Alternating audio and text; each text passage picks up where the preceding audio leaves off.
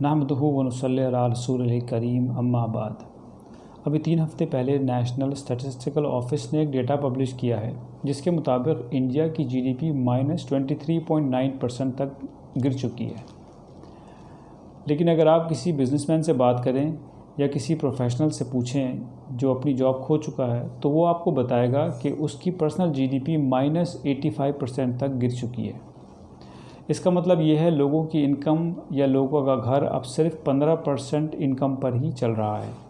अपनी financial conditions को लेकर बहुत सारे लोग बहुत परेशान हैं, ख़ास तौर से अपर और लोअर मिडिल क्लास फैमिलीज़। उसका सीधा असर देखने को ये आ रहा है कि स्पेशली माइनॉरिटी कम्युनिटीज़ के अंदर बच्चों ने स्कूल छोड़ना शुरू कर दिया है। पेरेंट्स जितना अपनी कॉस्ट कटिंग कर सकते थे उन्होंने करी। अब उनके पास इतने पैसे भी नहीं हैं कि स्कूल की फ़ीस भर सकें। स्कूल के अंदर ट्रांसफ़र सर्टिफिकेट की रिक्वेस्ट हर रोज़ दिन ब दिन बढ़ती जा रही हैं। ट्रांसफ़र सर्टिफिकेट का मतलब सीधा ये है कि वो बच्चे को स्कूल से उठा रहे हैं और बच्चा अब आगे की पढ़ाई नहीं कर पाएगा। ये एक बहुत अफसोसनाक बात है और पूरी कंट्री के लिए ये एक ख़तरे की घंटी है। जब किसी कंट्री के अंदर अनएजुकेटेड लोग, अनक्वालिफाइड लोग बढ़ते हैं तो मुल्क की जीडीपी और ज़्यादा गिरती है, सोसाइटी में क्राइम रेट्स बढ़ते हैं। जो बच्चे स्कूलों में नहीं जाते वो गलियों में पाए जाते हैं और फिर बुरी संगत में पड़ जाते हैं। ये बात सबके सामने है कि बहुत से लोग जिनके बिजनेसेस कोविड-19 से पहले या लॉकडाउन से पहले बहुत अच्छे चल रहे थे वो अब बहुत परेशानी के अंदर हैं। पैसा मार्केट में ब्लॉक हो गया है और सर्कुलेशन बिल्कुल रुक गया है।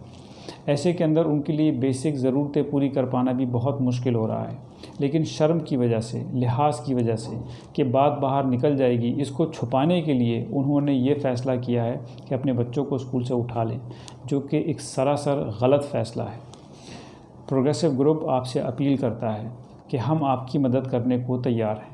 हम आपके बच्चे की स्कूल की फ़ीस देने को तैयार हैं, लेकिन आप अपने बच्चे को स्कूल से ना उठाइए।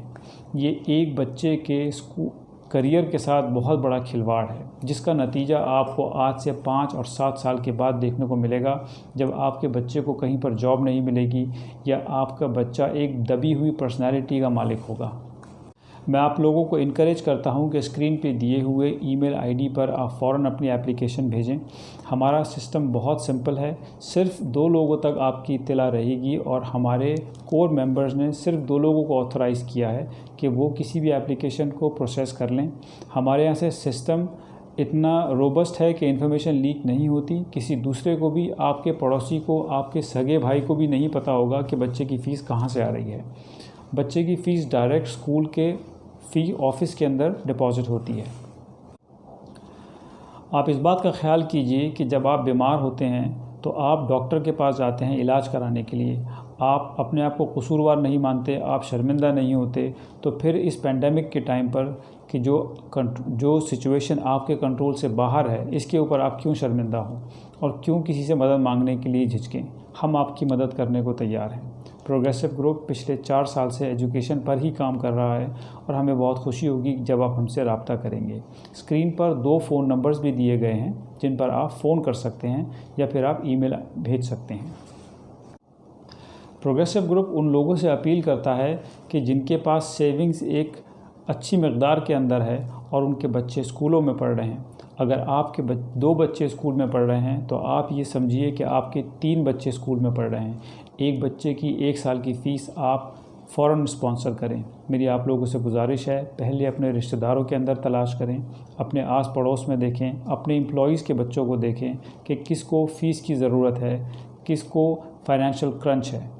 याद रखिए, चैरिटी बिगिंस एट होम।